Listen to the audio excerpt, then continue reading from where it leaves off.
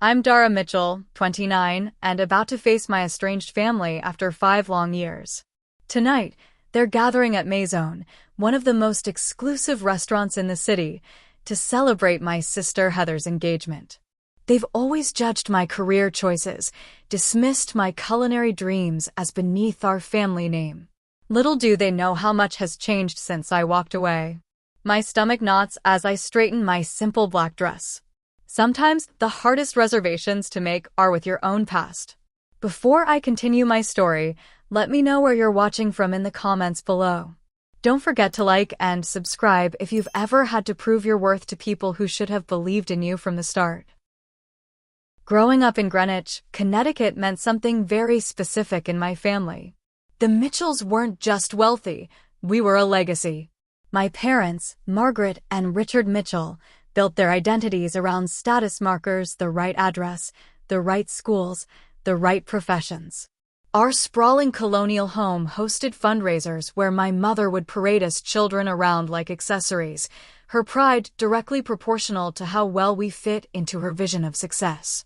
The Mitchell children are destined for greatness, she'd tell her friends at garden parties, while my father nodded approvingly behind his whiskey tumbler.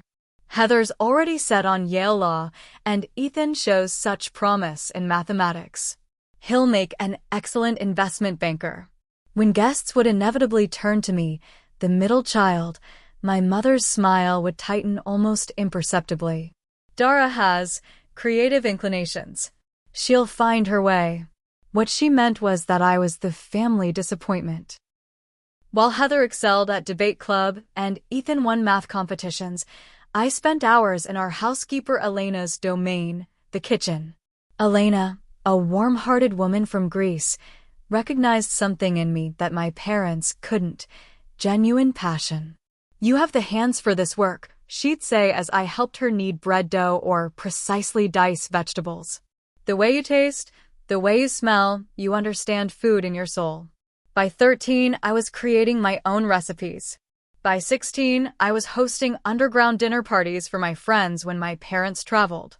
The kitchen became my sanctuary, the place where I felt most authentically myself. "Cooking is servant's work," my father declared when I mentioned culinary school during my junior year of high school. Mitchell's hire chefs, they don't become them. To appease them, I applied to business schools, eventually attending Dartmouth, where my father and grandfather had gone. But even there, I found ways to nurture my true passion, taking food science electives and nutrition courses that I could justify as complementary to business administration. I started an underground supper club in my apartment, charging students for innovative 5-course meals to fund my secret weekend workshops with local chefs. My double life continued until graduate school. I was 6 months into an MBA program that made me profoundly unhappy when Chef Laurent Bissett, a French culinary master with 3 Michelin stars, visited campus for a lecture series. After tasting my food at a university reception I had helped cater, he pulled me aside. "Who taught you to make a reduction like this?" he asked, his accent thick but his eyes serious. "I taught myself," I admitted. "From books, videos, experimenting." He handed me his card. "You are wasting your talent here. Come to my kitchen in New York. I will make you great." That night changed everything. 2 weeks later, I stood in my parents' immaculate living room, explaining why I was dropping out of my MBA program to attend culinary school. The silence that followed my announcement was deafening. "This is absolutely unacceptable," my father finally said, his voice dangerously quiet. "We've invested everything in your education." "Everything except respect for what I actually want," I countered. My mother's face hardened. "If you pursue this hobby, you do it without our support, financial or otherwise." Heather, home from her first year of law school, laughed coldly. "Always the rebel. Let's see how long you last cooking for minimum wage." Ethan, already working at a prestigious financial firm, simply looked embarrassed for me. I left that night with nothing but my personal savings and a small suitcase. The next 5 years were harder than anything I'd known, working 18-hour days, living in a tiny apartment with 3 roommates, taking out loans for culinary school. But under Chef Lauren's mentorship, I thrived. The kitchen's intensity, the discipline, the creativity, it fed something in me that business school never could. And then came the opportunity that would change everything. An investor who had tasted my food at one of Lauren's events approached me about a business proposal. 2 years ago, Maison opened its doors with me as executive chef and partial owner. 6 months after that, I bought out my partners to become sole proprietor. The irony wasn't lost on me that I'd ended up using my business education after all, just not in the way my parents had intended. Maison quickly became the hardest reservation to get in the city. Last month, Food and Wine magazine featured us in their Future of American Cuisine issue. Through all of this, I maintained my distance from my family. Occasional stilted phone calls with my mother, holiday cards, but nothing substantial. They knew I was doing something with food, but nothing about my actual success. I kept it that way intentionally. I wanted recognition for my accomplishments on my own terms, not as a way to finally earn their approval.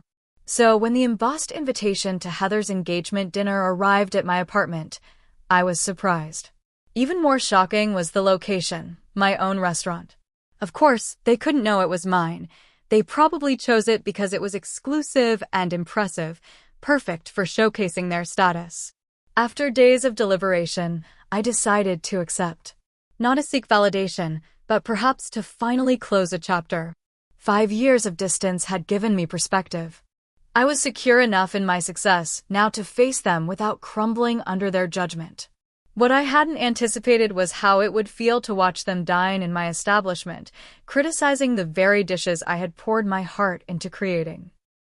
But that was exactly what awaited me as I pushed open the heavy glass doors of Maison that evening, ready to play the role of the struggling black sheep one last time.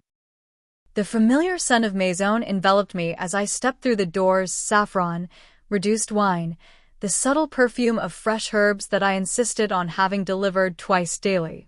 Usually, this aroma centered me, reminded me of everything I'd built. Tonight, it only intensified my anxiety. I'd chosen my outfit carefully, a simple black dress that was actually Diane von Furstenberg, accessorized with a single strand of pearls that had belonged to my grandmother. Understated elegance that my status-conscious family would likely misread as trying too hard with limited means. My hair was pulled back into a sleek chignon, another detail they would probably interpret as me not being able to afford a proper styling. Marcus, my most senior server, spotted me immediately. His eyes widened slightly in question. I rarely came in through the front entrance as a guest. I gave him a subtle shake of my head and mouthed, "Not yet." He nodded discreetly and continued with his duties. From the entryway, I could already see them.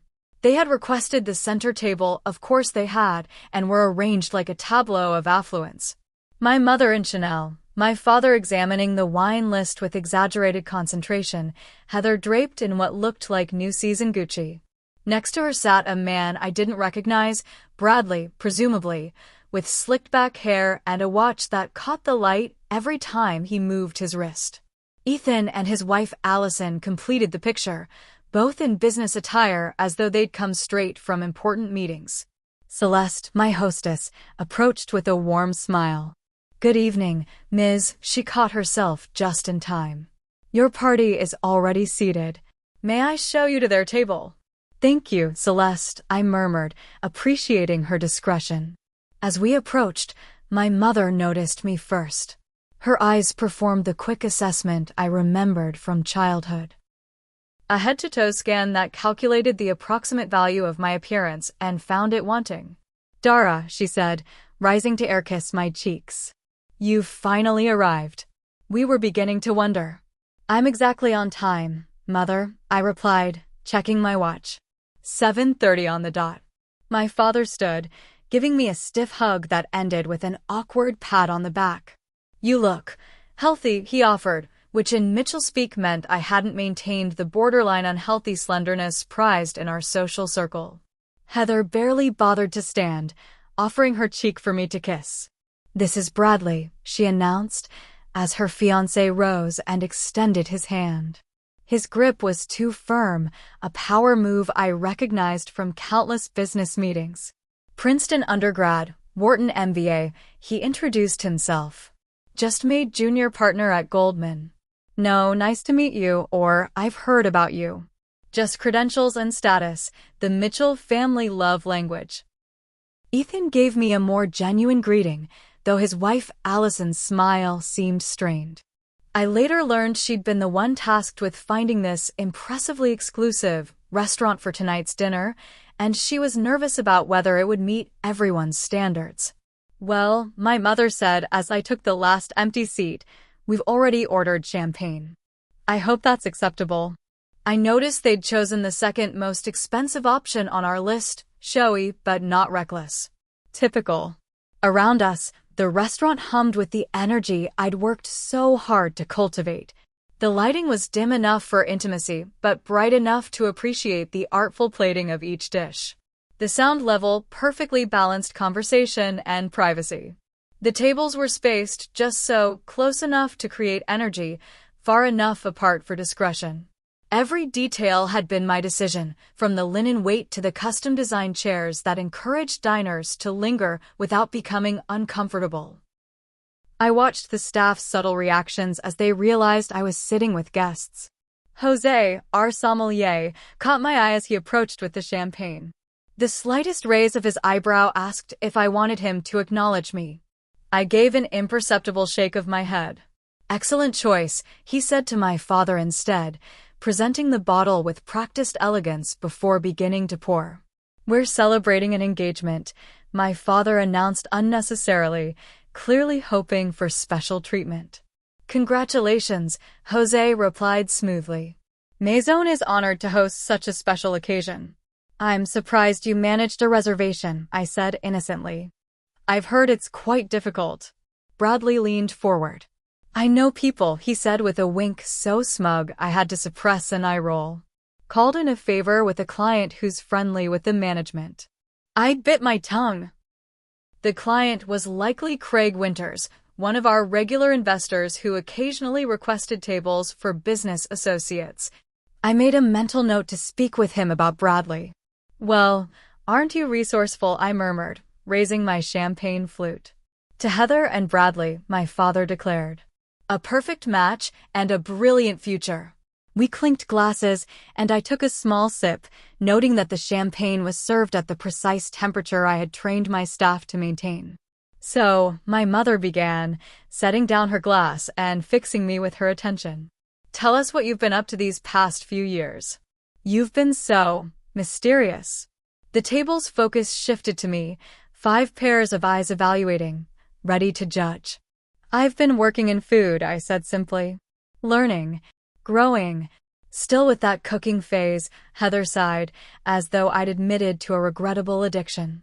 "I thought surely by now you'd have moved on to something more substantial."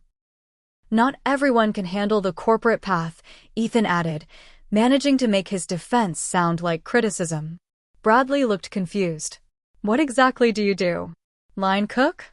Catering?" "Various roles," I answered vaguely. "I've worn many hats." "Well, we're just glad you're managing to support yourself," my mother said with the fake graciousness I knew so well.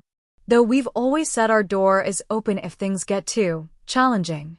I noticed Jessica, one of our most experienced servers, approaching with the amuse-bouche, a bite-sized sphere of compressed watermelon topped with fermented black garlic and a microgreen I had sourced from a specialized urban farm. "Compliments of the kitchen," she announced, carefully placing one before each diner. Her eyes met mine briefly, a flash of loyalty before she slipped back into professional mode. "Is this all?" Heather asked, examining the single bite with disappointment. "I'm famished." "It's an amuse-bouche," I explained. A palate opener. "The meal hasn't actually started yet." "I know what an amuse-bouche is, Dara," she snapped. "I'm not culturally illiterate just because I chose law instead of playing with food." I watched as they each tasted my creation. My mother took the smallest possible bite, ever conscious of calories. My father popped the whole thing in his mouth, barely pausing to taste it. Ethan and Allison at least seemed to appreciate it, while Bradley made a show of analyzing the flavors like a wine connoisseur, using terms that made no culinary sense. Only Heather left hers untouched. "I don't do raw garlic," she declared. Though the black garlic was far from raw, it had been fermented for 60 days in a temperature-controlled environment, a process I had perfected after 3 years of experimentation. As our server cleared the plates, I caught the flash of disappointment in her eyes at Heather's untouched creation. In that moment, I felt protective. Not of myself, but of my staff who took such pride in our work. I had built Maison not just as a restaurant, but as a family of sorts, one bound by shared passion rather than DNA. The evening was just beginning, but already I could feel the old dynamic settling in. I was the outsider, the one who had chosen the wrong path, whose choices needed justification. But unlike the Dara of 5 years ago, I now sat at this table with a secret strength, one that would soon turn this entire dynamic on its head. "So tell us about the wedding plans," I said, deliberately shifting attention back to Heather as our first course arrived, a delicate composition of heirloom tomatoes, house-made ricotta, and basil oil that had taken me months to perfect. Heather brightened immediately. "We've booked St. Thomas Church, of course. Reception at the plaza. For 100 guests, though Mother thinks we should cut it to 350. "The guest list is getting unwieldy," my mother interjected. "The Astor Williams aren't speaking to the Bennetts since that unfortunate yacht incident, so we can't seat them in the same section." I suppressed a smile. The gravity with which they discuss these social calculations never ceased to amaze me. "For 100 seems excessive," I ventured, taking a bite of the tomato dish. Bradley leaned forward. "It's networking, not just celebration. Half those invitations are relationship investments." "Precisely," my father agreed. "Bradley understands the social capital aspect. A wedding of this caliber opens doors." "And what about you, Dara?" Heather asked, her tone suddenly sharp. "Any prospects on your horizon? Or are you still too busy with your cooking?" I noticed she had barely touched her food, pushing the heirloom tomatoes around her plate with obvious disinterest. "I'm focused on my career right now," I answered simply. "Career," Ethan repeated with a small laugh. "Is that what we're calling it?" My mother jumped in. "Dara, dear, surely by 29 you're thinking about settling down. There's that lovely son of Margaret Whitley's, he's in hospital administration, I believe. Very stable. I'm not looking to be set up, Mother." "Well, your options will get more limited with each passing year," she persisted. "Especially in your situation." Before I could respond, our server appeared to clear the first course. I'd barely registered the taste of my own creation, too tense to properly enjoy it. "Is there a problem with the dish?" Jessica asked Heather, noting her nearly full plate. "Too acidic," Heather replied dismissively. "And the tomatoes could have been riper." I'd bit my tongue. Those tomatoes had been selected at their peak that very morning from a farm upstate that grew specifically for us. "I'm so sorry to hear that," Jessica said with practiced diplomacy. "I'll be sure to inform the kitchen." The second course arrived, seared scallops with a brown butter emulsion and pickled ramps, a spring special I was particularly proud of. As the plates were set down, I watched my family's reactions. "Now this looks promising," my father declared, cutting into a scallop with his fork. Bradley swirled his wine, a Sancerre I had personally selected to pair with this course. "Decent wine list here. Not exceptional, but passable." Our sommelier Jose, overhearing this as he passed, shot me a quick glance. I gave him a subtle smile. Jose had been poached from a 3-star Michelin restaurant in Paris and had turned down offers from establishments around the world to work with me. "So, Dara," Allison began, clearly trying to include me, "Ethan mentioned you're working in food, but you never really specified what exactly you do." Before I could answer, Heather cut in. "She's probably hostessing somewhere. Right, Dara? Using that business degree to seat people and hand out menus."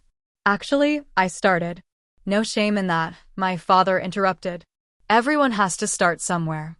Though after 5 years, I would have expected some advancement. I've advanced, I said quietly. Into what? Assistant manager at Applebee's? Heather laughed at her own joke. Heather, Ethan warned, showing a rare moment of defense. What? I'm just being realistic. She chose to abandon her education for this passion project. Actions have consequences. I took a sip of wine, allowing the familiar notes to center me. And how is law treating you, Heather? Still at Henderson and Block. Her expression tightened. I'm between positions at the moment, actually. Taking time to plan the wedding. She was working too many hours, Bradley interjected.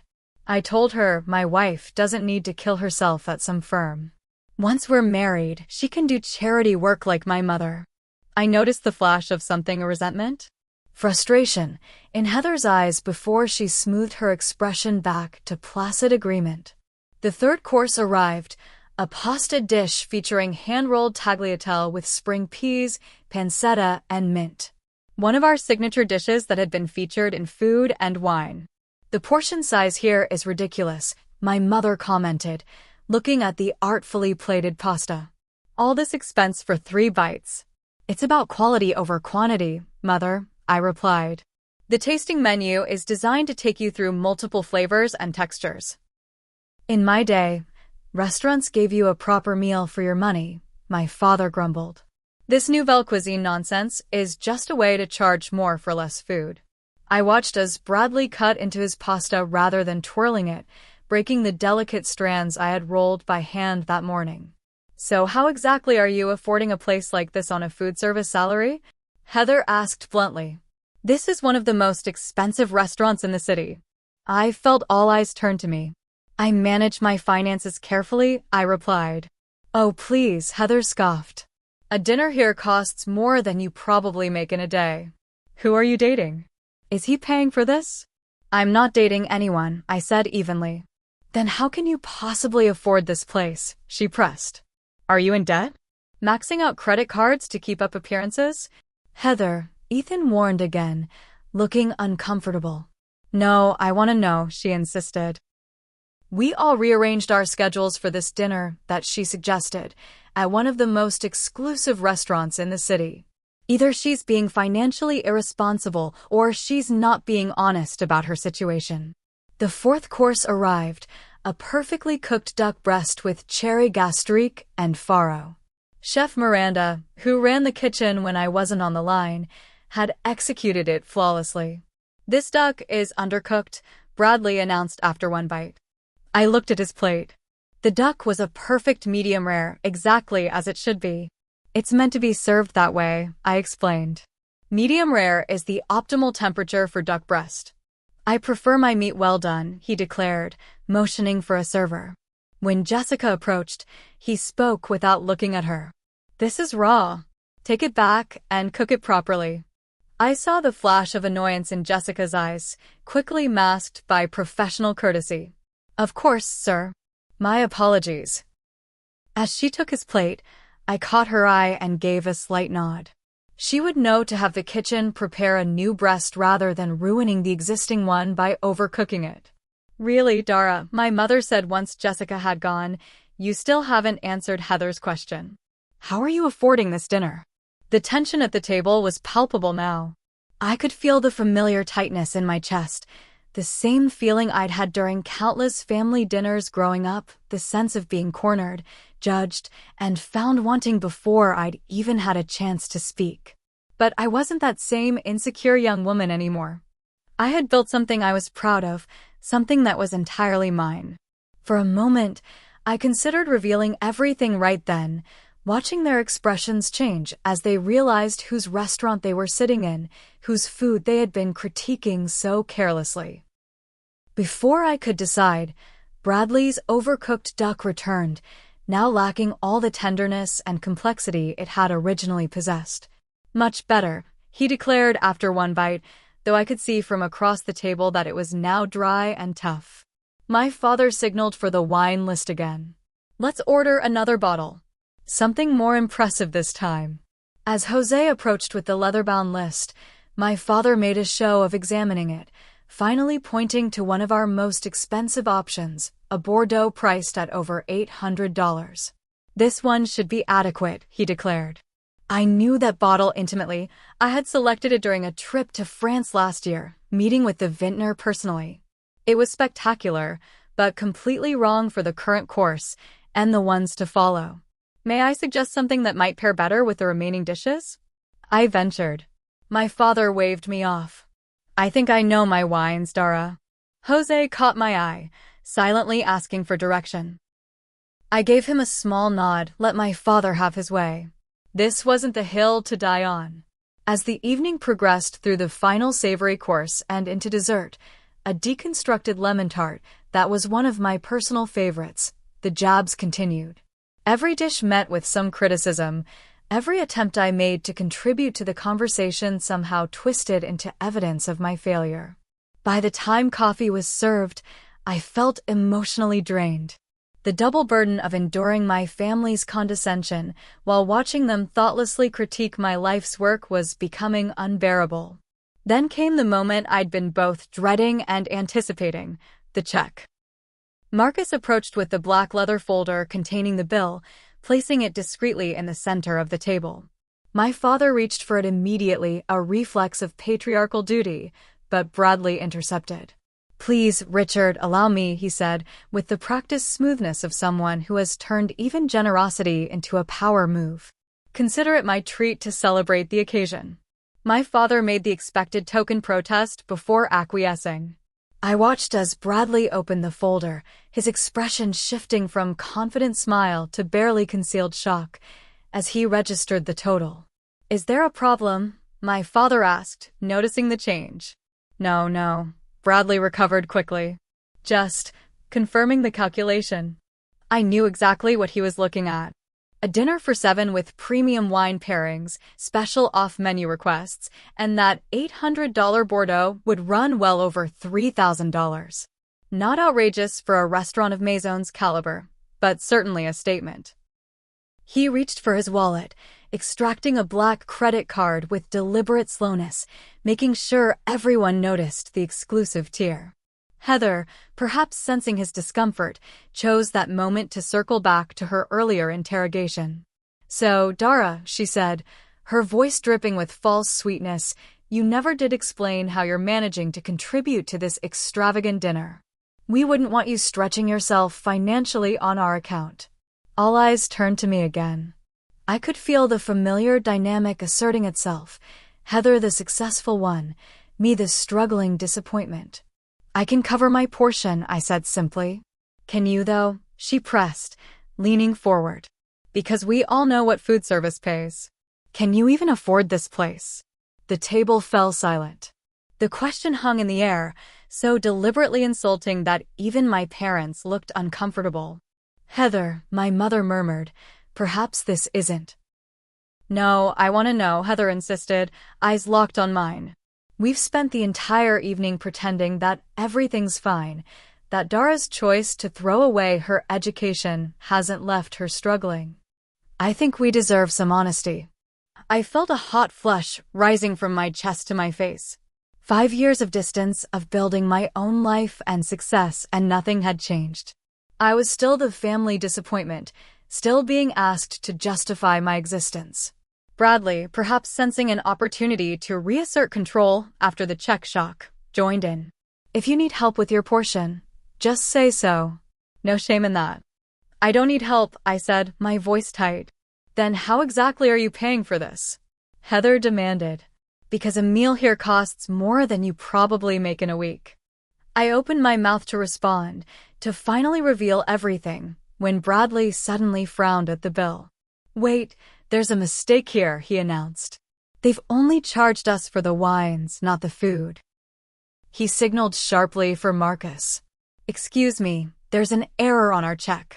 Marcus approached our table with perfect timing, as though he'd been waiting for this moment. In reality, he probably had been. My staff knew me well enough to be watching this drama unfold. Is there a problem, sir? He asked. Yes, you've only charged us for the beverages, not the meal, Bradley said, pointing at the bill. Marcus looked at the check, then at me, his expression questioning.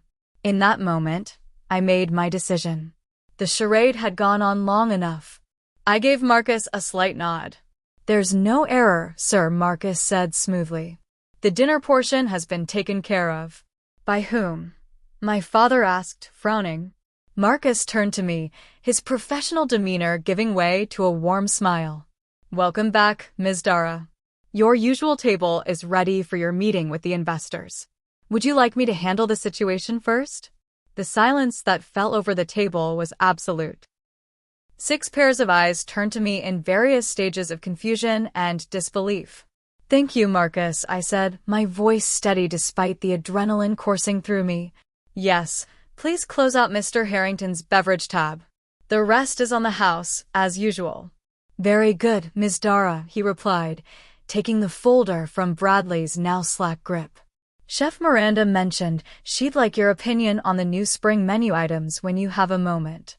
"I'll stop by the kitchen before my meeting," I assured him.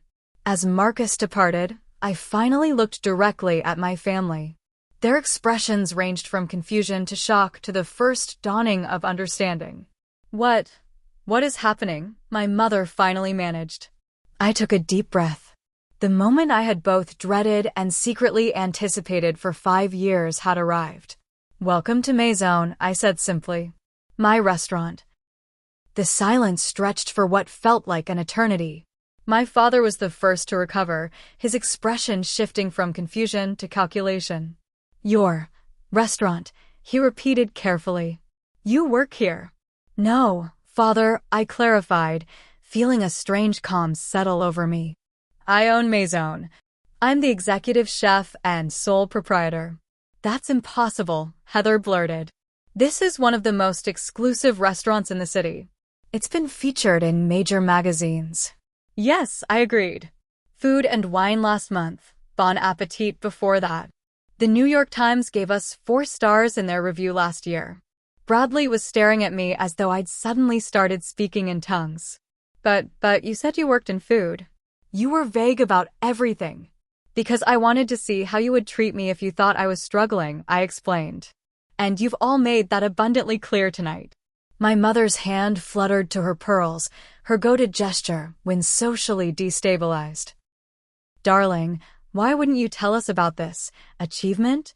The way she emphasized achievement spoke volumes. Success made my choices retroactively acceptable in a way passion alone never could. "Would you like the full story?" I asked, looking around the table. Without waiting for an answer, I continued. "After I left 5 years ago, I moved to the city with what little savings I had. I rented a tiny room in an apartment with 3 roommates in Queens. For the first year, I worked 3 jobs: prep cook at a bistro from 5 a.m. to noon, line cook at a midtown restaurant from 1 p.m. to 10 p.m., and weekend shifts at a bakery. I took a sip of water, noting their uncomfortable expressions. I slept 4 hours a night. I had blisters and burns up and down my arms. I studied technique obsessively in my rare free moments. Chef Laurent, who had initially encouraged me to pursue culinary arts, took me under his wing. I became his sous chef within 18 months. Ethan was watching me with what appeared to be genuine interest. Allison looked impressed. My parents seemed frozen in a state of reassessment. 2.5 years ago, I was working a private event at Lawrence Restaurant. A guest, James Warren of Warren Capital, tried my special course and asked to meet the chef. He was surprised to find someone so young had created what he called the most innovative dish he'd tasted in years. I gestured around us. James became my first investor. We found this space, which was a failed nightclub at the time. I developed the concept, designed the menu, hired the staff, oversaw every detail from the lighting fixtures to the custom plateware. But the cost, my father said, his mind still seemingly stuck on the finances. A restaurant of this caliber in this location, it must have required millions. 3.4 million for the initial investment, I confirmed. James brought in 2 other investors. We opened to immediate acclaim, partly due to Lawrence endorsement and industry connections. 6 months in, we were profitable. 3 months after that, I used the restaurant's success to secure a loan and buy out my investors. I've been sole owner for over a year now. That's why you suggested we meet here, Heather realized, her voice small. You knew all along. Actually, no, I corrected her. Allison chose this restaurant. Isn't that right, Allison? All eyes turned to Ethan's wife, who blushed deeply. I had no idea, Dara. The concierge at Ethan's firm recommended it as the most impressive new restaurant in the city. I swear I didn't know it was yours. Of course you didn't, I assured her. No one in the family knew. That was deliberate on my part. But why keep it secret? My mother pressed.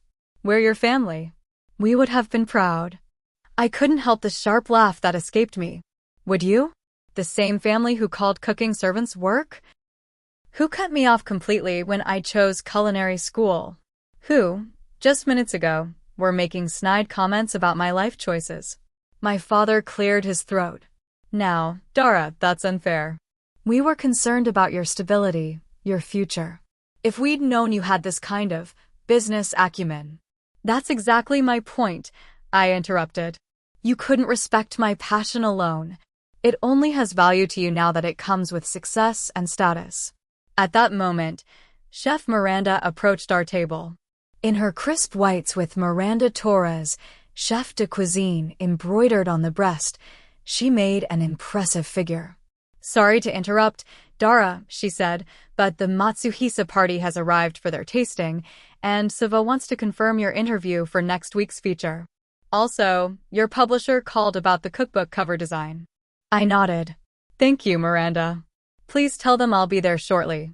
As Miranda departed, I registered the growing amazement on my family's faces. Cookbook? Heather echoed. Coming out this fall with Knopf, I confirmed. 120 recipes with personal stories. Dara, my mother began, her voice taking on the coaxing tone she used when trying to manage a social situation. This is all so impressive. Why didn't you tell us sooner? We could have helped, supported you. The way you supported me when I needed it most? I asked quietly. By cutting me off completely? We thought it was a phase, my father protested. How were we to know you had this level of entrepreneurial spirit? You've clearly inherited my business sense. I felt a flash of anger at his attempt to claim credit for my success. I built this myself, I said firmly. Without your connections, your money, or your support. Bradley, who had been suspiciously quiet, suddenly perked up. A cookbook deal? That must come with a substantial advance. And this place, he gestured around appreciatively, his earlier criticisms forgotten. It must generate significant revenue. Do you have plans for expansion? Perhaps a restaurant group? I have some contacts in hospitality investment who might be interested. I couldn't help but laugh at the transparency of his pivot from condescension to networking opportunity. I'm doing quite well with my current advisors, but thank you, I said. Heather shot him a look of irritation before turning back to me. So, all this time, while I thought you were struggling, you were actually succeeding. Building all this. Yes, I said simply. And tonight, she continued, her voice hardening, you let us sit here criticizing your food, your wine list, your portion sizes, all while knowing it was yours? I wanted to see how you would treat me if you thought I was still the family failure, I explained. And now I know. That seems manipulative, she snapped, but I could see the embarrassment behind her anger. More manipulative than asking how I could afford to eat here? Than suggesting I must be in debt or dating someone wealthy to afford a meal at this table. I countered. You weren't concerned about me, Heather. You were enjoying what you thought was your superiority. The restaurant had gradually emptied as we talked, the evening service winding down. Jose approached with a bottle. Your special reserve cognac, Ms. Dara, he said. For your investors' meeting. And Chef Miranda says the kitchen is ready whenever you are. Thank you, Jose, I replied. Please let Miranda know I'll be there in 10 minutes. As he left, I turned back to my stunned family. I have a business to run, I said, rising from my seat. Thank you for coming this evening. Dara, wait, my mother said quickly. Don't leave like this. We should celebrate your success. Perhaps we could all have brunch this weekend? Catch up properly. I looked at her, seeing for the first time not the intimidating figure of my childhood, but simply a woman trying to salvage her pride and position. I'll think about it, I said. But right now, I have investors waiting and a kitchen to oversee. As I turned to leave, Ethan stood up. Dara, he said, his voice quieter than the others. For what it's worth, this is incredible. What you've built here, it's remarkable. I'm sorry for not supporting you sooner. Of all the reactions, his felt the most genuine. I gave him a small nod of acknowledgement before walking away from the table where I had just changed the dynamics of my family forever. I had barely made it 10 steps when I heard the click of heels behind me. Turning, I found my mother hurrying to catch up, her perfectly composed facade beginning to crack. Dara, please, she said, lowering her voice. You can't just drop this revelation and walk away. We need to talk about this. I glanced toward the private dining room where my actual investors, a group discussing funding my second restaurant concept, were waiting. I have a meeting, Mother. Postpone it, she insisted. This is family. Family hasn't been a priority for you in 5 years, I replied, keeping my voice steady. My business commitments don't suddenly become optional because you finally decided my career is worthy of your attention. The rest of the family had followed her, creating an awkward cluster near the bar area. My father looked distinctly uncomfortable and used to not being in control of a situation.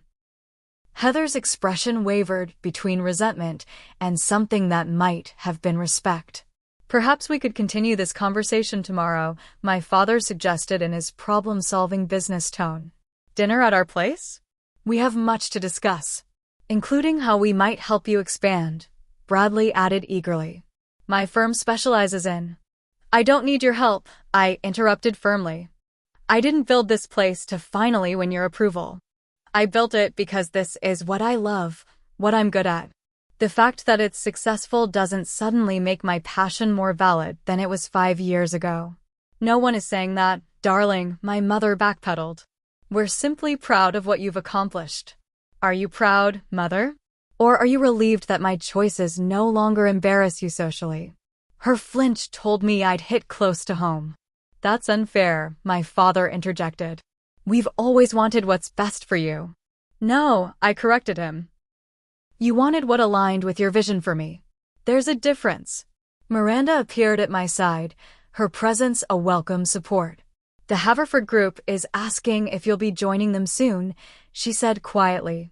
5 minutes, I promised her. As Miranda nodded and stepped away, I turned back to my family. I need to go. Dara, Heather stepped forward, her voice lacking its usual sharp edge. I owe you an apology. The things I said tonight, they were unkind. They were honest, I replied. That's the silver lining of this evening. I got to see exactly how you all view me when you think I'm struggling. That's not fair, Ethan said, joining the conversation. People make judgments based on the information they have. We didn't know. You didn't know I was successful, I clarified. But you didn't know I was pursuing something I loved. That should have been enough for my family to show basic respect. A heavy silence fell over the group. You're right, my father finally said, surprising me. We should have supported your passion regardless of its outcome. Coming from him, this admission was significant. Richard Mitchell didn't acknowledge mistakes easily. Where do we go from here? My mother asked, genuine uncertainty in her voice, another rarity. I took a deep breath, considering the question. Despite everything, these people were my family.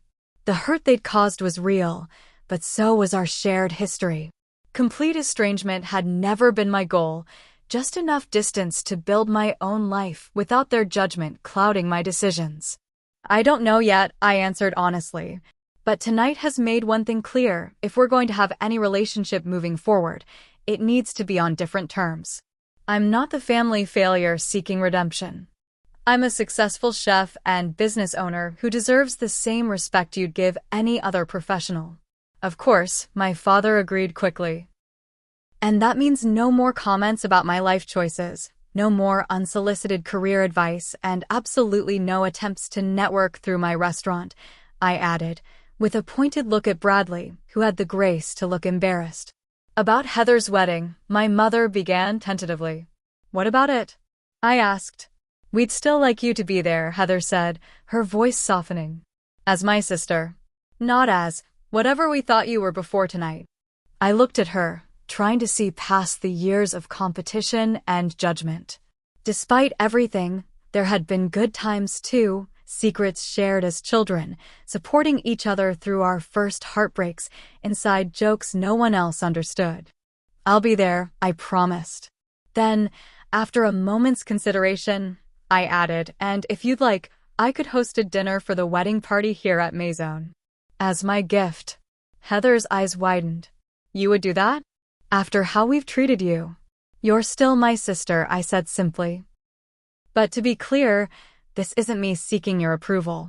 It's me offering something I'm proud of on my own terms. I understand, she said quietly. And I would be honored. A genuine smile, the first of the evening, passed between us. Now, I really do need to go, I said, gesturing toward the private dining room. Of course, my father nodded. Your business comes first. Not always, I corrected him. But tonight, yes. As they gathered their things to leave, I added, I'm free for brunch on Sunday. Not at your club, though. There's a small place in the East Village I think you should experience. We'll be there, my mother promised, looking relieved at this small opening. I watched them file out of the restaurant, their perspectives irrevocably changed. As the door closed behind them, I let out a long breath, feeling oddly lighter. Miranda approached again. Everything okay? Getting there, I replied. Family is complicated.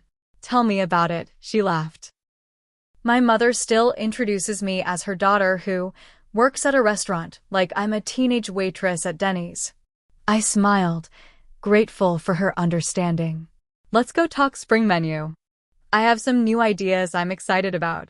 As we walked toward the kitchen, my sanctuary, my achievement, my true home, I realized that the most important revelation of the evening wasn't showing my family what I'd built. It was fully recognizing it myself. I had created this success on my own terms, regardless of their approval. And that knowledge was worth more than any validation they could ever offer.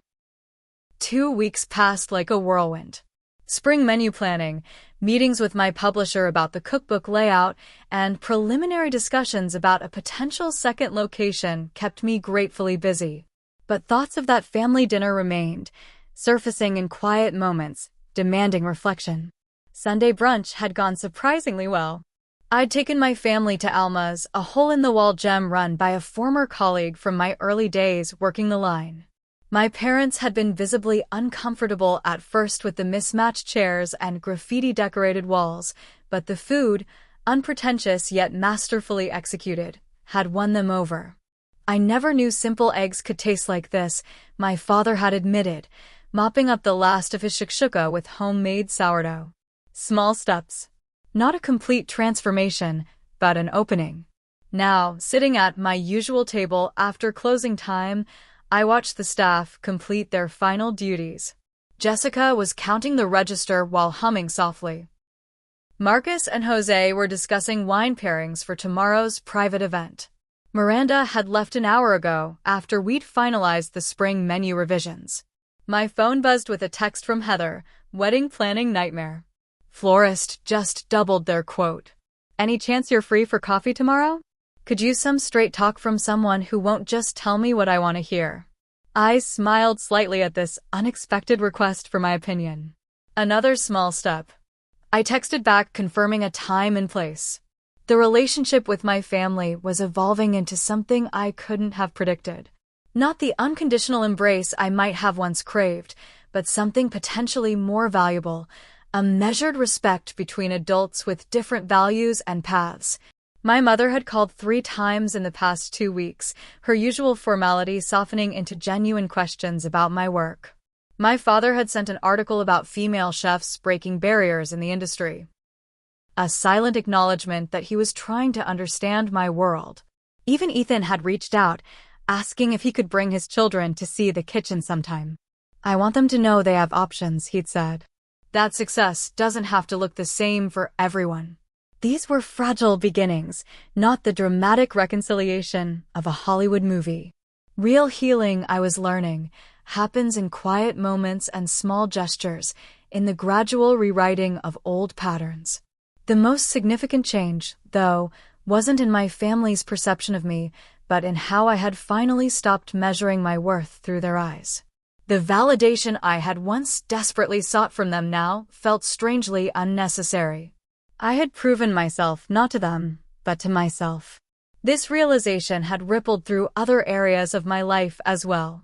I'd launched a mentorship program for young chefs from disadvantaged backgrounds, offering them the guidance and opportunity one had fought so hard to find.